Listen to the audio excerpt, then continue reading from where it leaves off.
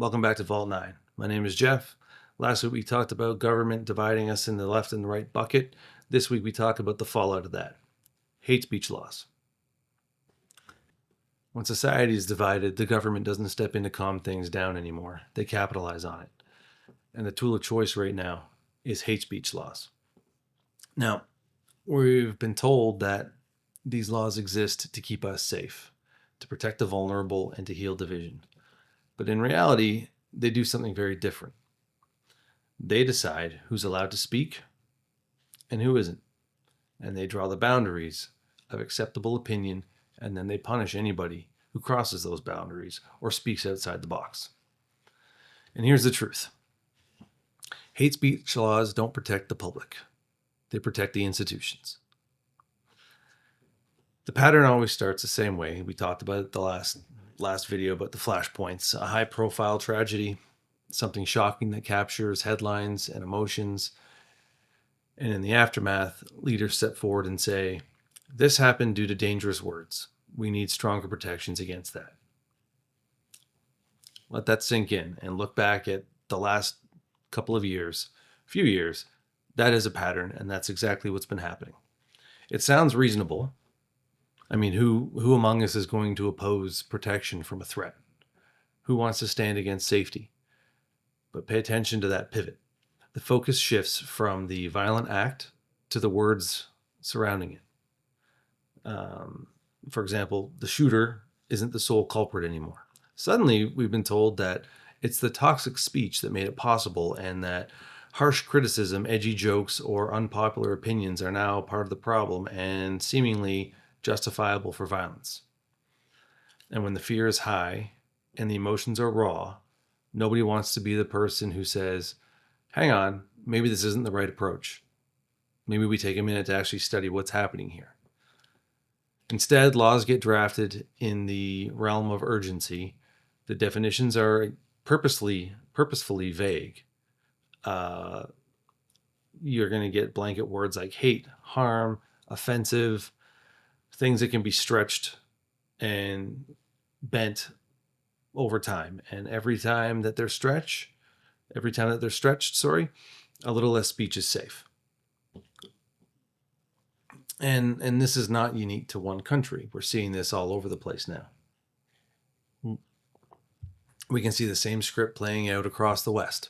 In Canada, we've had our government introduce Bill C-63, and they call it the Online Harms Act. It basically creates new commissions to police speech online. It's reintroduced hate speech provisions through the human rights system, and has even allowed courts to impose restrictions on people, not because of what they did, but because there was a fear they might commit a hate offense in the future. I think there was a Tom Cruise movie that spoke about this. Yeah.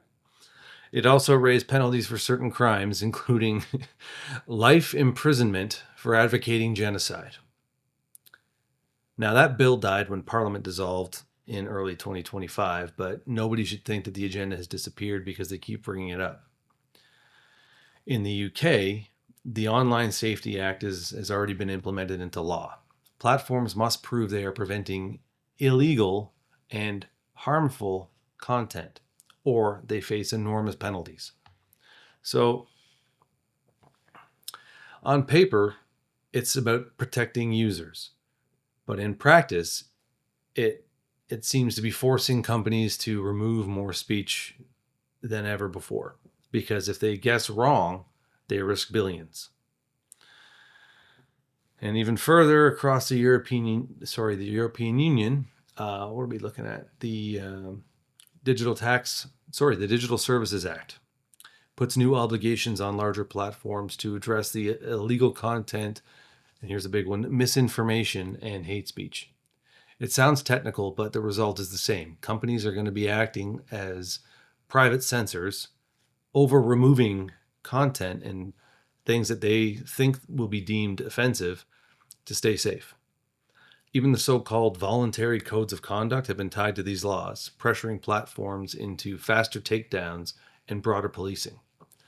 Different systems, same pattern, vague definitions, expanding scope, and a steady drift toward controlling not just what you do, not just what you say, but what people interpret your intentions might be.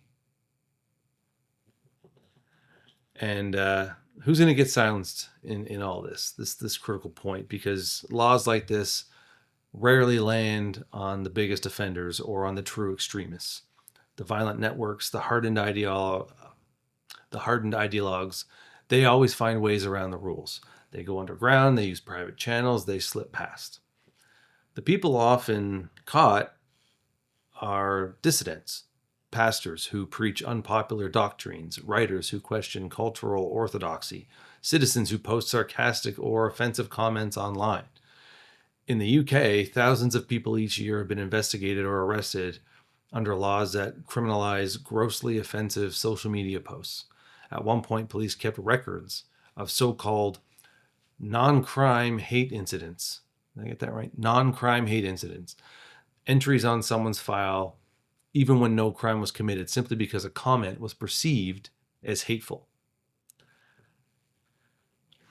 In Canada, the criminal code already contains hate speech offenses, and human rights tribunals have penalized citizens for words that have been judged to vilify or detest, even when no violence was involved. These cases show exactly how such laws function, not by silencing violent extremists who want to be disruptive and violent, but by disciplining ordinary citizens whose views fall outside of the, quote, approved lines. The net doesn't seem to be catching the monsters. It seems to be catching the critics that point things out. And this all comes at a real cost. What happens when you silence people that way? Are we going to stop extremism, or are we just going to move it? The people who are deplatformed aren't going to disappear. They're just going to regroup on smaller sites, in private chats, or on encrypted apps. And in those spaces, without opposition or counter speech, their ideas become more extreme because it just becomes a violent echo chamber. Echo chambers harden, distrust is going to grow, and the very institutions that promise protection end up fueling all of the alienation and division.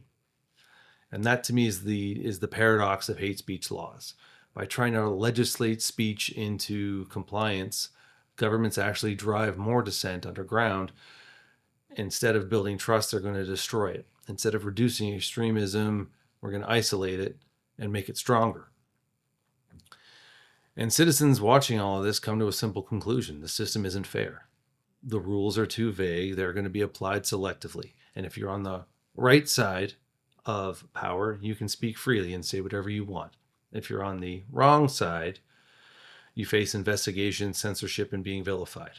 That double standard collapses public trust. And once trust is gone, it is very hard to bring back. My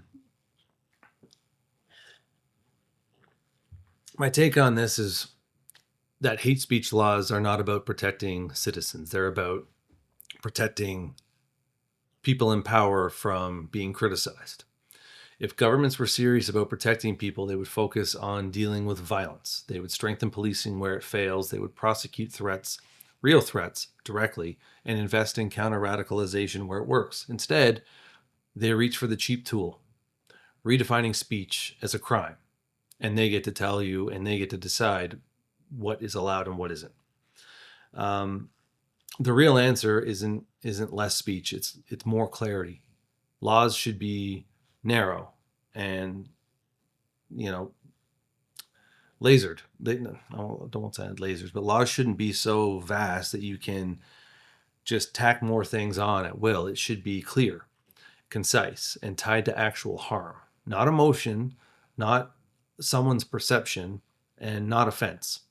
I'm sorry, if I offend you or hurt your feelings, you can fuck right off. It's not against the law to do that. I don't cry about it when it happens to me, and it sure as shit shouldn't be criminalized.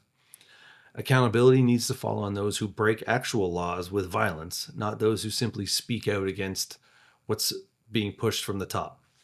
And institutions need to grow a set, and they need to have courage. They need to have courage to face criticism. They need to have courage to defend their ideas in open debate, and courage to let citizens speak, even when it's not aligning with what they say. Because the only alternative is silence, and silence doesn't create any unity. Silence creates resentment.